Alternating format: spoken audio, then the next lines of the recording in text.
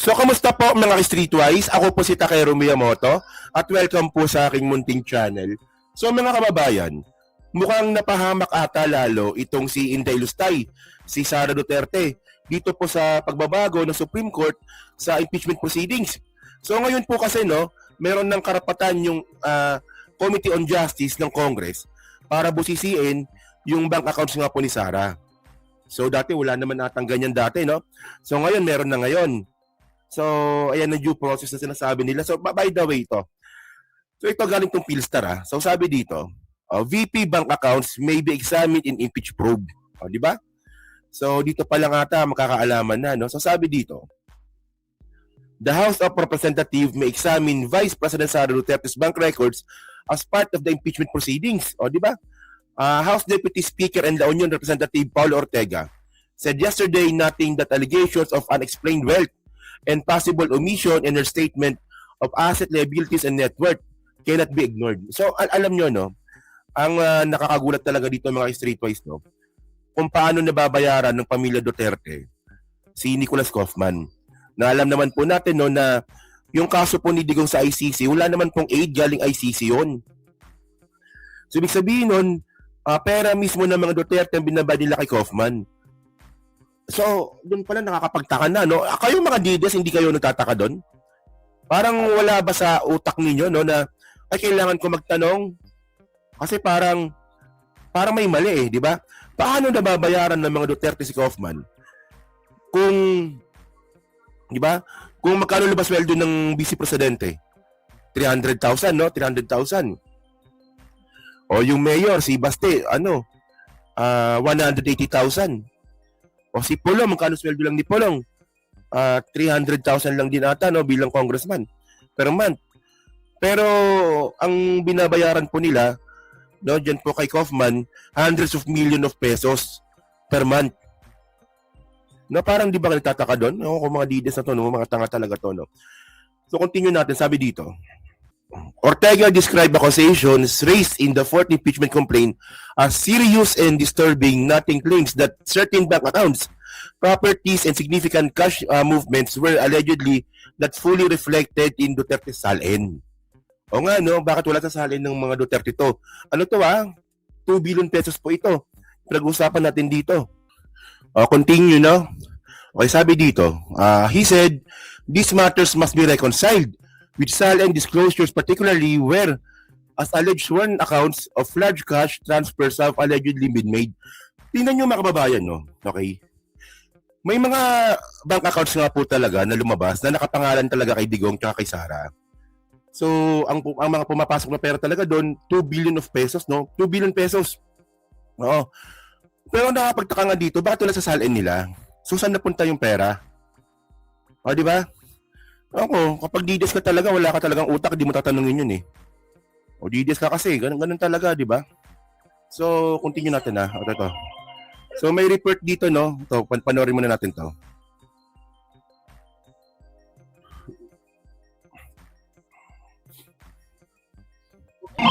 Sobrang masilip ang bank records si Vice President Sara Duterte sa pagtalakay ng Kamara sa impeachment complaints laban sa kanya. Ito ang sinabi ni House Deputy Speaker Paulo Ortega V, isa sa endorsers ng ika-4 na reklamong impeachment kontra sa Vice Presidente. Ayon kay Ortega, ang mga akusasyon sa naturang reklamo ay seryoso at nakakabahala dahil binanggit na may bank accounts, ari-arian at mga galaw ng pera na hindi buong nailagay sa Statements of Assets, Liabilities, and Net Worth o SALN. Gate Ortega, ang Kamara ay mayroong constitutional investigatory powers sa proseso ng impeachment at may jurisprudence na maaaring isantabi ang bank secrecy kapag kailangan para sa interes ng publiko.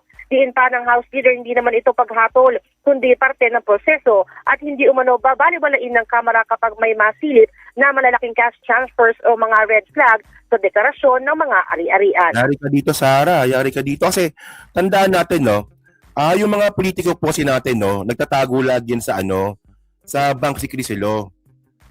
Actually, itong bank secrecy law na to mga kababayan, karapatan to ng mga depositor na itago yung pera nila sa taong bayan. Para nga naman confidential at safe. Yun nga lang, nagagamit po ito ng mga politiko para po itago nga yung mga kayamanan nila. Yun nga lang, meron itong what you call this? meron itong exemptions. Oo. So ito nakalagay ito dito, no, under the Philippine law RA 1405, bank deposits in confidential but key exceptions allowed disclosure, written depositor permission, impeachment cases. Ayan, no.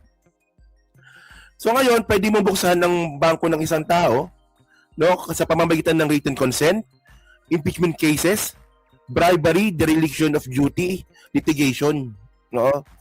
So ngayon, swak na swak nga po si Sara Duterte dito kasi nga po, papasok po ito sa impeachment cases.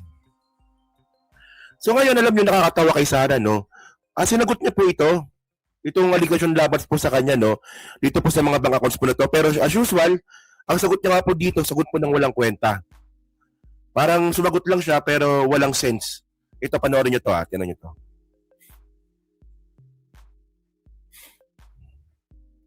Counts, inaantay ko na magkaroon ng trial wherein doon ko sasagutin na yung mga question about sa bank account. Alam niyo, ba't kailangan pang hintayin pa yung trial?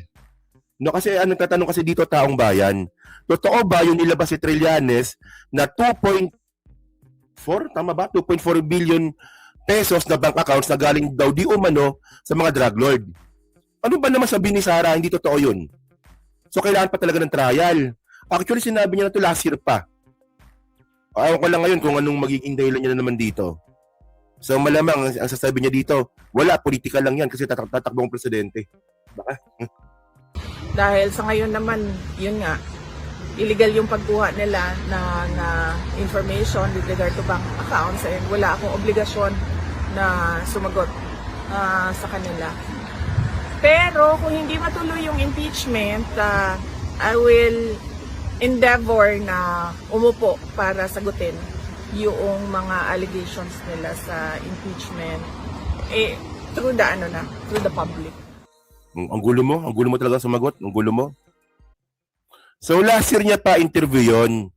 So hindi na nga natuloy yung impeachment last year, pero hanggang ngayon hindi niya pa rin po sinasagot yung dyan sa bank accounts po na yan.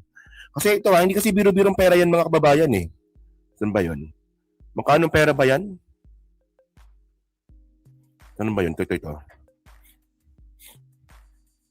Ito.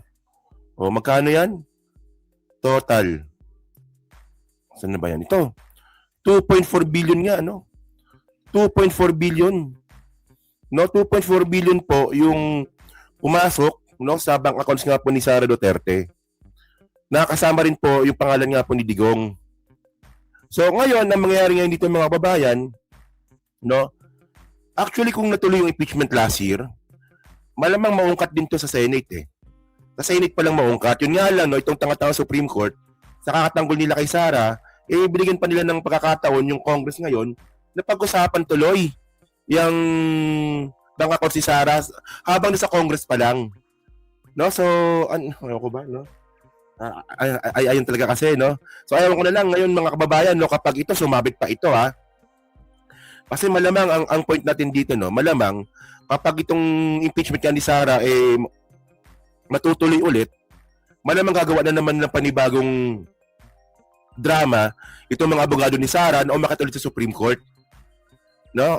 Actually, meron akong tanong dito, kasi, di ba, ang sabi, kapag naipasa na po sa pag naipasa na ng Secretary General sa House Speaker, meron 10 session days para aksyonan ito, di ba? Ay, yun nga lang, no, merong bagong ruling din yung Supreme Court na yung session days, calendar days po. Naipasa na po yung impeachment complaint kay Sara February 5, so lagpas na po ata ito, no? So, ewan ko lang kung bato lang nagbibigay ng concern about doon. So, baka nga naman siguro hindi ganun, di ba? Pero ang point natin dito mga kababayan, ito yung mga bagay, no, na talagang kung hindi ito maanomalya, napakadaling sagutin ito. Pwedeng sabihin ni Sara, no, na yung mga bank accounts na yan, hindi totoo yan. Yung mga bank accounts na yan, hindi sa akin yan. Yun nga lang, hindi niya masagot ng maayos eh. Simpleng tanong na kailangan mo na naman dito ng isang simpleng denial, hindi pa magawa. So, mas lalo tayo nagdududa nga dito, di ba? Yan. So yun mga kababayan, no? So kayo po, no, masabi nyo nga po dito na ngayon nga po nabigyan na nga po ng pagkakataon yung Committee on Justice para nga po busisiin yung mga bank accounts nga po ni Sara na ang tagal na po natin hinihintay ito. At sana sa pagkakataon po na to, wag sana ulit tayo mateknikal. Sana lang, no? So, yan. So, ayun ang masasabi. So, kayo mga kababayan, so kayo po, ano masasabi nyo nga po dito sa mga bank accounts nga po ni Sara na posibleng nga mapag-usapan sa Committee on Justice. So, yan, no? So, kayo ba? Naniniwala ba kayo na baka sa Congress pa lang yari na si Sara? Diba? So, yun, nasa comment lang po sa baba at binabasa ko pong lahat yan. At syempre, dyan po Steam Replay. So, pa-like, pa-subscribe. Hindi makalabisan, pa-share na rin po na content natin ngayon. So, thank you mga ka-Streetwise. Kita na lang ulit tayo sa susunod nating content. So, thank you. Salamat and bye-bye.